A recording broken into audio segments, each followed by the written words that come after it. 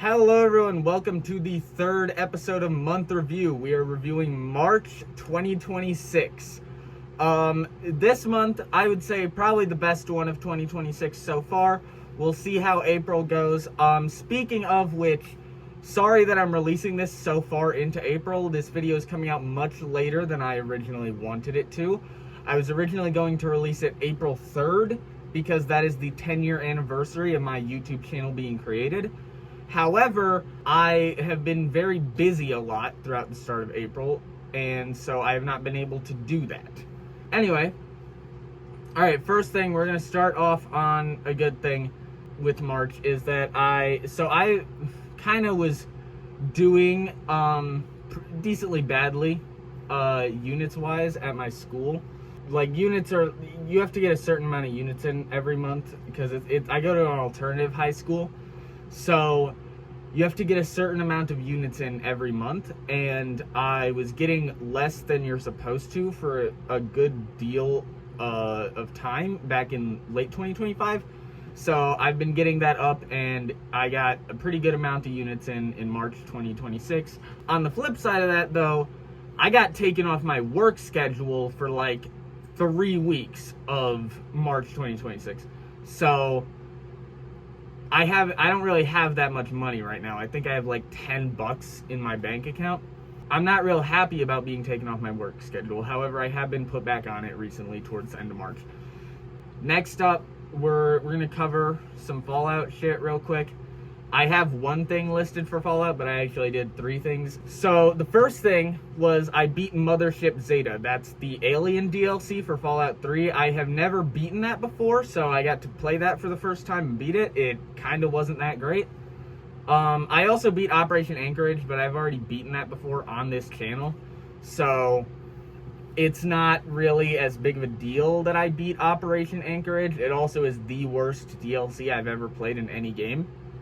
And so yeah, fuck Operation Anchorage. However, speaking of Fallout 3 DLCs, I beat Broken Steel for the first time. Now, I did this because I play Fallout TTW, which is a mix of Fallout New Vegas and Fallout 3.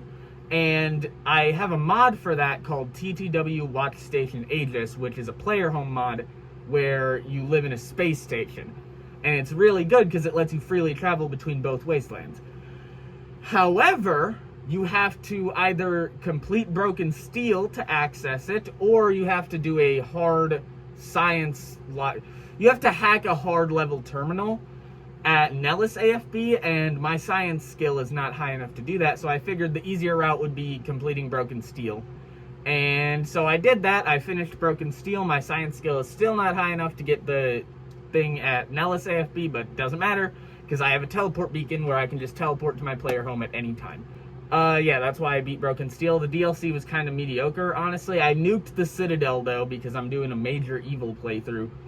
And I then subsequently killed Sarah Lyons. So, yeah. I also beat 2 of New Vegas's DLCs. These 2 I have already beaten, but I have not... When I beat them, I was not really paying attention to the story, really, because I was just rushing through the DLCs, so I actually paid attention this time. Anyway, those 2 are Honest Hearts and Old World Blues. Honest Hearts I had a better time with, because the first time I played, since I wasn't paying attention to the story, it was very short and boring to me, since it was just like, oh, go around, do all this shit, blah, blah, blah. However, I looked through the survivalists' caves, and dude, I straight up cried when I read through all the survivalists' message and shit, bro.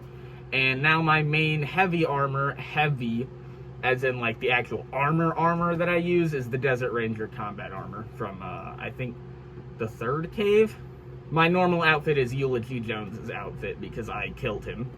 Old World Blues, I found hilarious. The initial time that I played it, I killed both Mobius and the Think Tank. I left both of them alive this time, which I guess doesn't make that much sense for an evil character, but I just decided to. I don't know, man. I didn't feel like killing them. I liked them. My favorite is Dr. Boris, just because he's stupid and hilarious. But I got, like, as much of the unique shit from both of those DLCs as I could. I like collecting uniques in all the RPGs I play and just storing them at my player house so I can look through them. Didn't really do that with Broken Steel. I did, however, do that with Mothership Zeta, but there's not that much unique stuff in Mothership Zeta. Alright, next up, I got a ton of gluten-free pastries. Pretty self-explanatory. I'm a fat fuck. I like eating pastries. I got a bunch of gluten-free ones because, if you don't know, I have celiac disease and can't eat gluten. Next up, I beat High on Life 2. As I explained in the February video, I got Game Pass in February. So I was playing a lot of the Game Pass shit, and I played High on Life 1 on PlayStation, and I really liked it, so I figured I'd play High on Life 2. And while the humor is not as good in High on Life 2, the gameplay, especially with the skateboard and shit, is way fucking better, dude. That game is fun as fuck. You have to play it if you have not already. The only issue, it's kind of buggy right now. Speaking of games, though, this is a very game-heavy video. There's the Steam Spring Sale. I think it was March 19th, but it ended March 26th.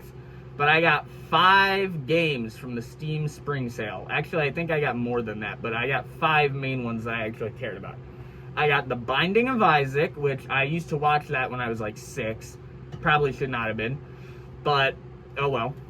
I got Plague Inc. I played the shit out of the mobile version of Plague Inc., but a lot of shit is like paywalled in that version or like locked behind ads.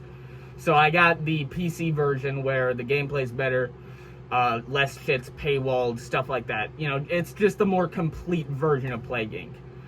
And then I got Call of Duty Modern Warfare 2019, which I already own that on PlayStation. However, I don't have PlayStation Plus, so I can't play it online. And that's probably my favorite Call of Duty game. So I went ahead and bought it on PC so that I can play it online whenever I want. Next up, I got Arcanum. Now, if you don't know what Arcanum is, it's made by Tim Kaine, the same guy who made Fallout 1. He's the creator of Fallout. And so Arcanum is the next isometric RPG he worked on. It's from his own studio, Troika Games. They only made 3 games, but that's not why they're called Troika. I've been watching a lot of Tim Kaine's videos, and Arcanum sounds like it's very awesome, so I got it. I'm not that far into it, but there's like procedurally generated map mixed with handcrafted map. Same with dialogue. There's some procedural dialogue and there's some handcrafted dialogue. So I really wanted to check Arcanum out. The next game I got, this is the final main game and the final game I'm going to mention, Cities Skylines. If you know who RT Game is, I used to watch RT Game's City Skylines videos all the time. And I fucking loved them, and that game looked so fun to me, so I figured, why not, I'll buy it. Next up, this one is a big downer.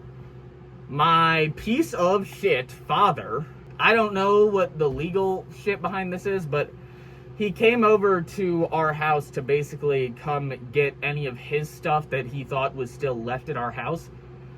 And first off, he was trying to take some stupid shit, bro. Like, apparently he was trying to take a bookshelf? Like, what? What do you have a bookshelf at your place, bro, I imagine, because I have been to your house before, your new one. And secondly, we are using those. But the main thing that pissed me off about him coming and rummaging through our house like a little rat, the rat that he is, I have a weighted blanket, or I had a weighted blanket that was very comfortable. I liked to wear it at night just because, you know, I like feeling the pressure of the weight on me. And he took it for no fucking reason, just to be an asshole. And he claimed that it was his, but I have never once seen him use that blanket. So he absolutely was just taking it to piss me off. And fuck you, Sean.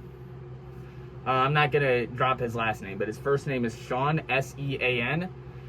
And fuck you, you piece of shit. Next up, though, we got 2 very, very good things. My sibling's birthday was... I'm not gonna give my sibling's birthday. But it was in March. That's all you need to know. We just went to the library and stuff for their actual birthday. As per their request, that's what they wanted to do that day. My sibling is a huge book nerd. The other thing is over the weekend, because their birthday was on a Friday, over the weekend they had a sleepover party with their friends. So I had to go to my uncle's. However, that's not really that much of a bad thing for the next point that I'm going to make. First off, I like hanging out with my uncle. He's chill. But also, we watched Jackass, the first Jackass movie.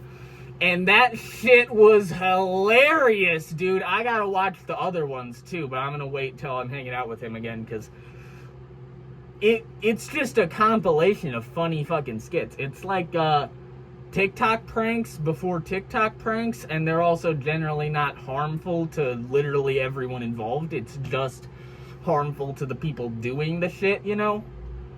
And so yeah, pretty fucking hilarious. I would rate it, I'd say 8 out of 10. It's not like a perfect movie, but it is pretty fucking good. Final thing, the Fortnite section, guys.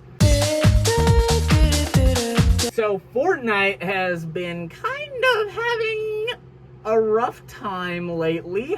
So I'm not very happy with Big Tim. First off, I've never really been happy with him. Tim Sweeney's a piece of shit, and that he knows it. He straight up has admitted that he is greedy as fuck. The first of many bad changes in March 2026 to Fortnite, they lowered V-Buck amounts. Now, keep in mind, this is not raising V-Buck prices. They did not do that. People keep wording it like that, but it makes it sound better than it is. What they did was they lowered the amount of V-Bucks you got for each price. Actually, they lowered the amount of V-Bucks you got from every source of V-Bucks except Save the World Founders Edition.